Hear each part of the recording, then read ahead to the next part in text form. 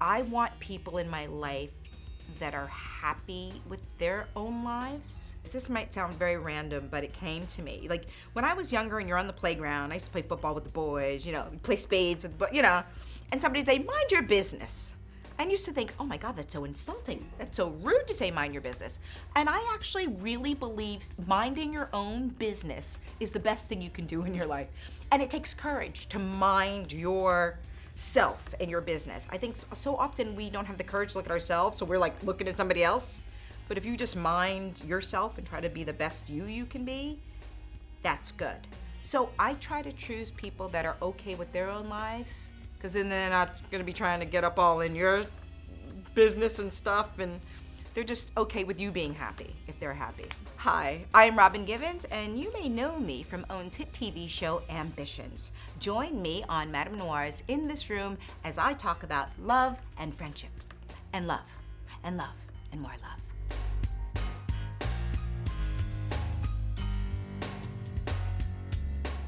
My life has contributed to my views on love, and motherhood has contributed to my views on love. I grew up at a time, I was raised by a single mom, my sister and myself, when she was a working mom, and it was kind of embarrassing, or not embarrassing, because I was actually proud, but you had to be, it was challenging in a setting to have a mother that worked. Now women work, because I think in many respects we've come so far, but then we have so far to go too. And I think that's okay. I mean, we've heard about this glass ceiling that, and there are cracks in the glass ceiling, and not only career-wise, but just knowing kind of what it means to be a woman. But I think women are constantly kind of discovering what that means, or what that looks like to be a woman now. I think women, clearly we are smart, we can do what a man does, but we still want to be perceived as feminine, I think, or sexy, or whatever, and sexy, what that means to me is different than you. I mean, I personally think if you can look good, if you can be sexy in a jeans and a t-shirt, that beats any, short skirt anytime, that's me. It's a journey that's still kind of going on. I think the Me Too movement kind of speaks of that, it's still relatively new, but it's incredibly powerful. I think every woman kind of plays their part, I have the sense that we don't kind of stand alone. We all kind of like work together, even if it doesn't feel like that, to move things along and make something happen. When I was younger, I didn't realize what it meant to be raised by a single mom, because she made it look so easy. You know what I mean? And then as a woman having kids, I know, ooh, that was really hard. So that relationship, I'm sure, defined me more than I can imagine. And then, in my 20s, I'm sure, being married and having, being married to somebody, that really affected who I am and impacted me in terms of my life and love and disappointment and strength and crumbling and all the things, like breaking down to build back up and hopefully be stronger.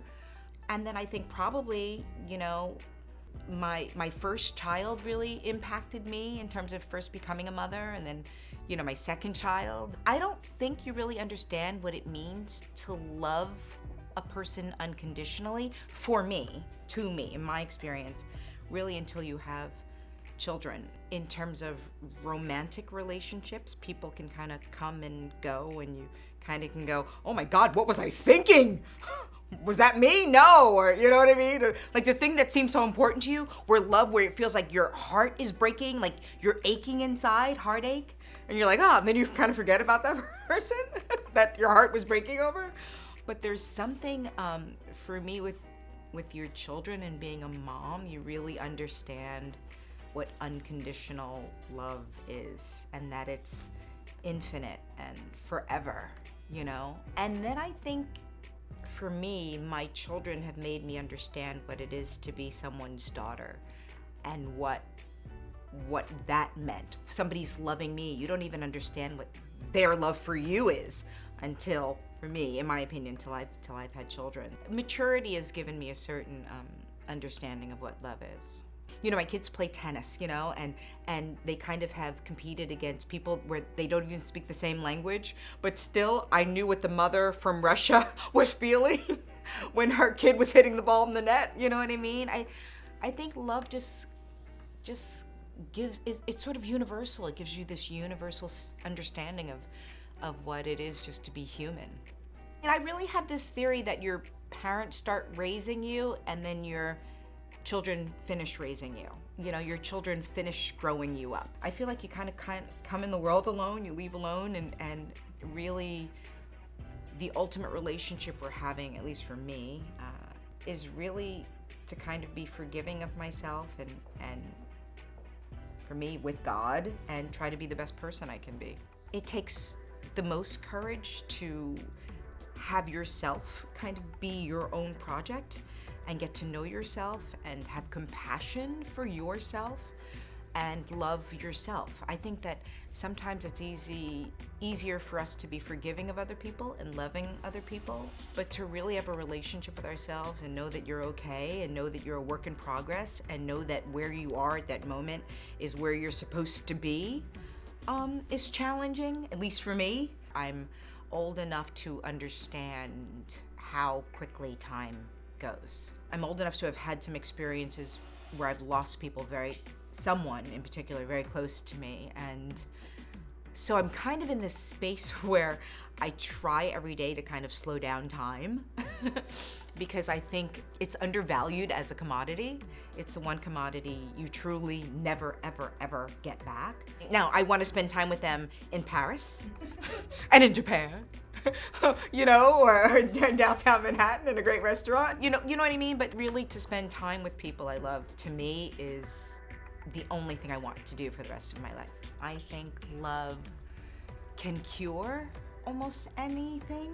I think love is of the utmost importance. I think love is needed now more than anything.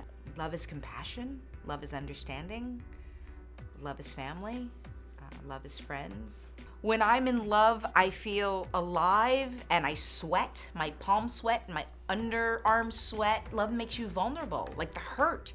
It's like the thing that makes you so happy is this, the flip side is the thing that can make you so open and hurt. But it's kind of, you know, let you know that you're alive, you know? I mean, recently I saw a film and they ended it with Rilke's poem, "Let everything happen to you, beauty and terror, just keep going. No feeling lasts forever." I'm paraphrasing, but it's roughly that. And that's what I think about love. It's like you still have to experience it, even if it hurts. Love is powerful.